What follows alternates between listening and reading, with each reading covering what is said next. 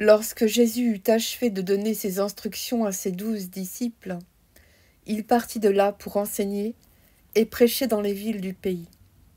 Jean, ayant entendu parler dans sa prison des œuvres du Christ, lui fit dire par ses disciples : « Es-tu celui qui doit venir, ou devons-nous en attendre un autre ?»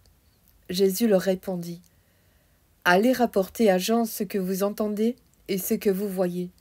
Les aveugles voient, les boiteux marchent, les lépreux sont purifiés, les sourds entendent, les morts ressuscitent, et la bonne nouvelle est annoncée aux pauvres. Heureux celui pour qui je ne serai pas une occasion de chute. » Comme il s'en allait, Jésus se mit à dire à la foule au sujet de Jean : « Qu'êtes-vous allé voir au désert ? Un roseau agité par le vent ?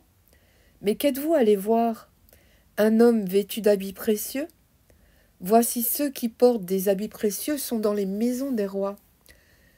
Qu'êtes-vous donc allé voir ? Un prophète ?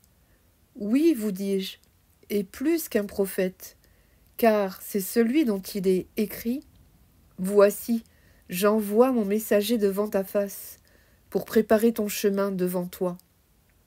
Je vous le dis, en vérité, parmi ceux qui sont nés de femmes, il n'en a point paru de plus grand que Jean-Baptiste.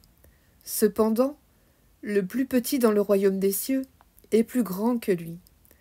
Depuis le temps de Jean-Baptiste jusqu'à présent, le royaume des cieux est forcé, et ce sont les violents qui s'en emparent. Car tous les prophètes et la loi ont prophétisé jusqu'à Jean.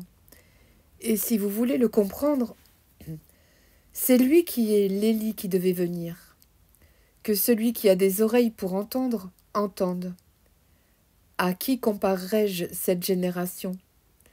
Elle ressemble à des enfants assis sur des places publiques, et qui, s'adressant à d'autres enfants, disent : « Nous vous avons joué de la flûte, et vous n'avez pas dansé.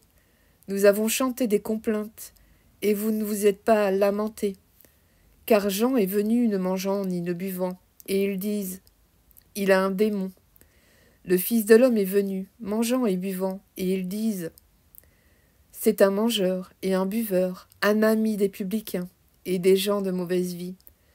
Mais la sagesse a été justifiée par ses œuvres.